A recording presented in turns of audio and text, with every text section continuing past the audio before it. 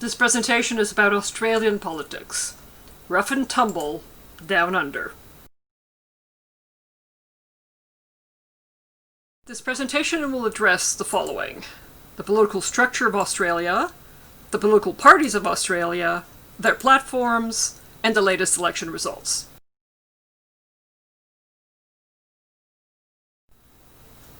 The political structure of Australia is similar to that of Canada. It's a federal democracy, and there's compulsory universal direct suffrage over the age of 18. The last election, called the double dissolution election, was held July 2nd, 2016. The cabinet and the prime minister are appointed by the governor-general. There's a national legislature. In the lower house, the House of Representatives, the elections are direct. By preferential voting, there are 150 members elected for 3-year terms. The Senate, or upper house, has 76 members, has direct proportional representation by state or territory, and 6-year terms. The political structure of Australia consists of a centre-right Liberal National coalition in power, but with only a single-seat majority in the House and no majority in the Senate. This situation is common in Australia. Typically, there's a majority of seats allocated by election either to the centre-right Liberal National coalition or the centre-left opposition Labour. The Senate has greater representation to smaller parties. The balance of power is usually held by a crossbench of independent and minor party senators.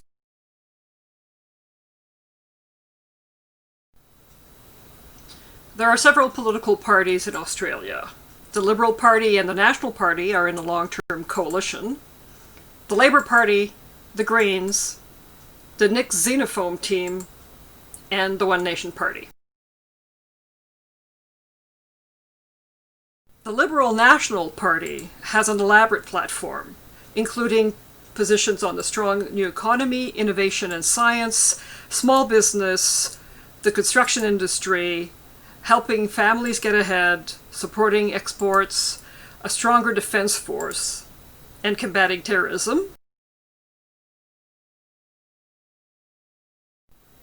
as well as protecting the borders, building up infrastructure, providing health care, putting students first, tackling domestic violence, protecting the environment, and communications.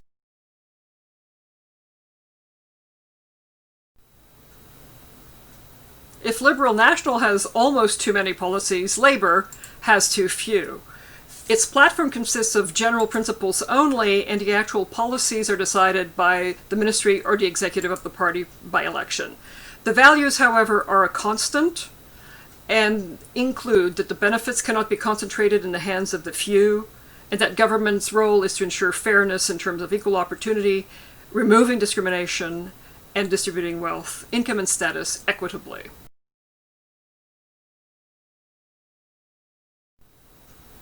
The Greens have an elaborate policy platform.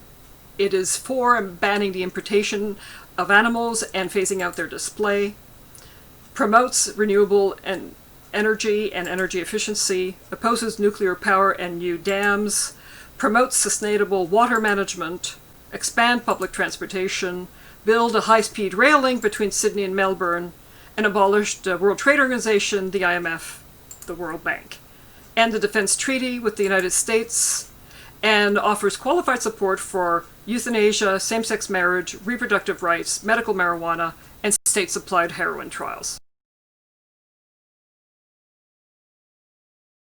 And that's not all.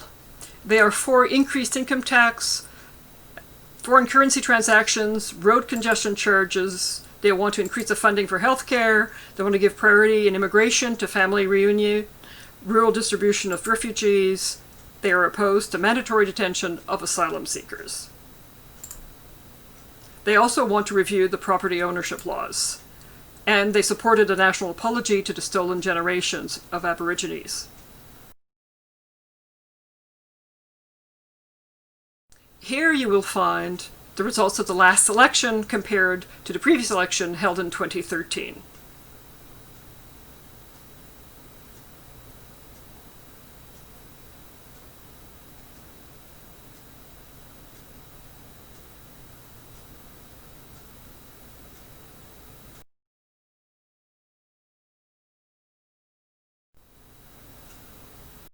In Australia, politics are a rough business.